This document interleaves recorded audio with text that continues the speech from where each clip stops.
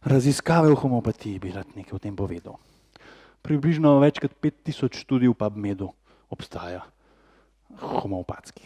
Stran Evropskega komiteja za homeopatijo, potem jaz povzemam tole, kar bom zdaj govoril, prav, da ima za dosti kvalitetnih randomiziranih kontrolnih študij je približno 163. Če bi jih vse dal skupaj v eno tako grobo ocen, 41% teh od 163, ki so raziskovali to in ono, ugotavlja, da homeopatsko zdravilo deluje in da homeopatija je pri tem uspešna. Negativno, da zagotovo ne deluje 7%, 52%, da ne moramo povedati, ali je delovalo ali ne. To je tako. Tu je relativno malo raziskav. Morate pa vedeti, da homeopatijo delamo taki bučki, kot sem jaz, nimamo za sabo nekakšnega zelo dobrega strokovnega znanstvenega znanja, ne nekih fundacij, ne nekih mašinerij finančno podprtih, da bi lahko to veliko raziskovali, ampak nekaj se jih ukvarja z raziskovanjem in delajo kvalitetne raziskave in ne vem, zakaj se o tem ne pogovarjamo.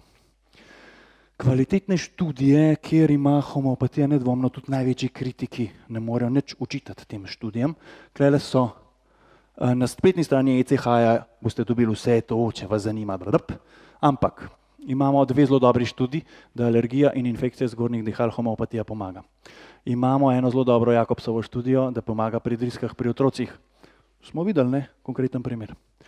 Da pomaga pri gripi, da pomaga pri posterativnem ileusu, pri revmatičnih boleznih, predvsem tistih bolečinskega tipa. Če imate človeka, ki ima revmatično deformirane sklepe, ki so to okvare organov, tkiv in tako naprej, anatomske, tam ne boste s homeopatijo mogli kaj narediti. Pri raznih bolečinskih sindromih, polimialgija, revmatika in take stvari, homeopatija je odlična. Imamo 4 dobre študije za sezonski alergični rinitis in eno dobro študijo za vrtoglavico.